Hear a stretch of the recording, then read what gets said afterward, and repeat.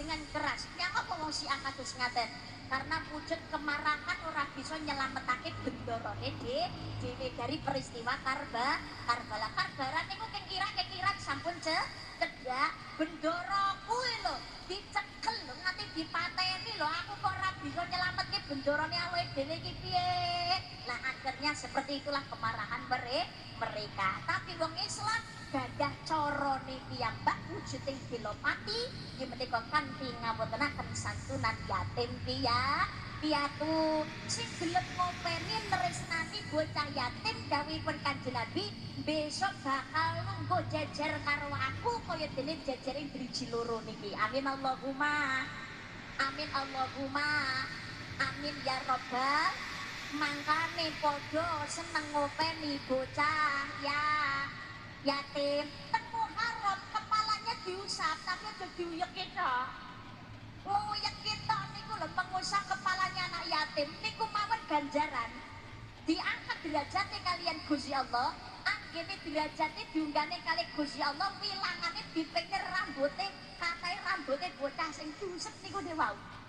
Ane umpamane rambutnya jumlahnya piro lho, derajate ya dipikne kuwi. Lan jenengan tau ngitungi rambutnya bocah yatim? Akeh Mbak ra tau, tapi kula saged ngitungi Mbak wong ora ndek rambute. Tau Mbak yen tau ya ki bocah ora ndek rambute Mbak. Terus niku Gusti Allah katene ngangkat derajate dipikne napa Mbak rambute renek. Kepala kan tetep ada pori-porinya. Ya Gusti Allah ra kurang akal to anggene ngunggahne derajate menungso sing kersa mulyane bocah yatim. Mbak, kula niku pengen nyenengake bocah yatim tapi wong kula dhewe mawon ya butuh disedekoi Mbak. Kula dhewe ya butuh ditulungi. Paling tidak dadi menungso sing ora nyia-nyia bocah yatim. Nyenengi bocah yatim. Ayo monggo bocah yatim iki disenengno atine. Tidak hanya sekedar diusap kepalanya, ditresnani, dicukupi yang menjadi kebutuhannya, berikan pendidikan yang baik terutama pendidikan agama dan juga latih kemandirian. Tanamkan kepada anak yatim dan piatu, jangan terus bergantung kepada orang lain. Ketika dewasa harus belajar mandiri, tidak bergantung. Akhirnya tadi bocah males ngaten.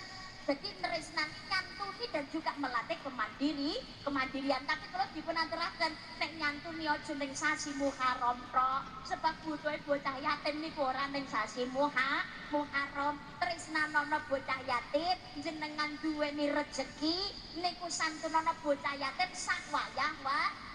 Tapi kalau tradisi nek sakit jangan hanya di bulan Muharram tapi raketan setahun ping pindho itu diadakan.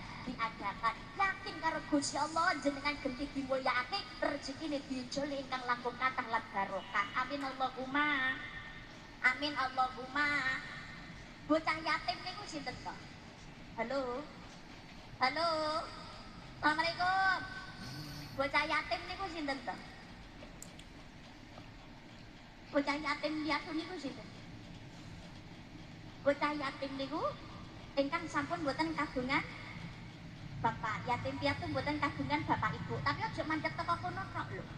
Nek mandek teko kono tok kok dak mlebu.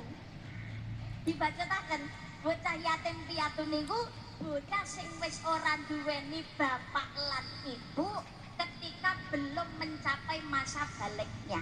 Niku diarani bocah yatim piatu. Kalau anak perempuan itu biasanya 9 tahun ke bawah, laki-laki 15 tahun ke atas. Nek kliwat saka niku jenenge dudu bocah yatim piatu. Kok nek ngomong bocah yatim ki sapa? Bocah sing gak duweni bapak, mandeg teko kono tok, berarti tekan tuwek ya rene ya bocah yatim, berarti butuh santunan.